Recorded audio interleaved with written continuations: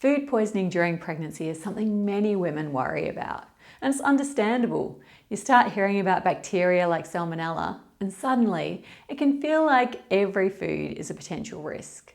But what actually increases your risk? And what do you really need to be careful about without unnecessarily restricting your diet? Well, in this episode of Nourish, we're unpacking Salmonella food poisoning during pregnancy, what to look out for, and how to reduce your risk in a practical, realistic way. Stay tuned.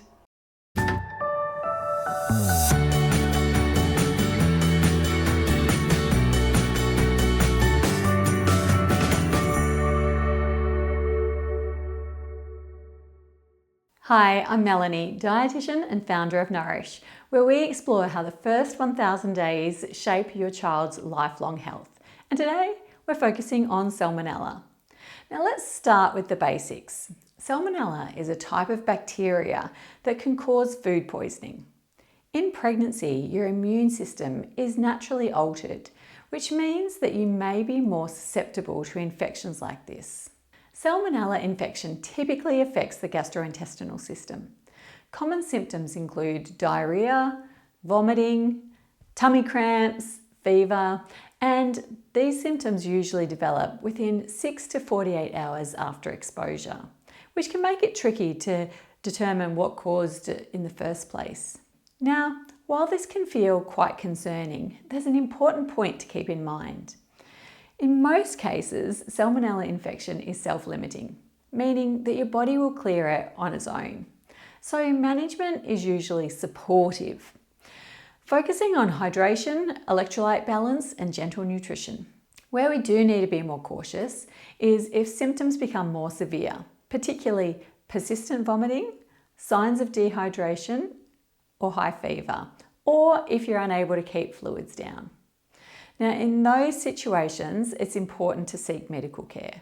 But the main focus here is prevention, because this is where we can make the biggest difference. So, where does Salmonella actually come from? Well, the most common sources are raw or undercooked eggs, undercooked poultry, unpasteurized dairy, and the biggest one, cross-contamination during food prep. Now, this is where I see a lot of confusion because many women respond by over-restricting.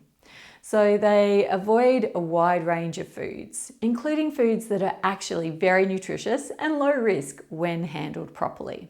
But again, it's not just about the food, it's about how it's prepared. For example, eggs. Eggs themselves are not inherently unsafe, but raw or undercooked eggs can carry risk. So foods like runny eggs, homemade mayonnaise or raw butters are where you need to be more cautious. So no more sneaking a lick of uncooked baking batter whilst you're pregnant. Now the same thing applies to poultry. It's not something to avoid entirely, but it does need to be cooked thoroughly. No pink in the centre, juices running clear, and most importantly, careful handling during preparation. Avoiding cross-contamination is the key factor. Using separate chopping boards and knives for raw meat and ready-to-eat foods. Washing your hands after handling raw ingredients and ensuring surfaces and utensils are cleaned properly. Because often it's not the food itself, but how bacteria are transferred during preparation. From a nutrition perspective, it's also important not to become overly restrictive because foods like eggs, dairy, and lean meats provide high quality protein and essential nutrients during pregnancy. And we don't want fear of food poisoning to compromise overall nutrition. If you do develop symptoms of food poisoning, focus on staying well hydrated with small, frequent sips of fluids, including water and oral rehydration solutions if needed. As your appetite returns, start with gentle, easy to digest foods and gradually return to your usual diet. Because this comes back to the first 1,000 days. Because we want to reduce risk without compromising the quality of your nutrition. Now, if you'd like a step-by-step guide on how to safely wash and prepare your fruits and veggies, I've linked my video below and I'd highly recommend watching that next. Because when you understand what actually matters, you can eat with confidence during pregnancy. I look forward to seeing you in the next episode.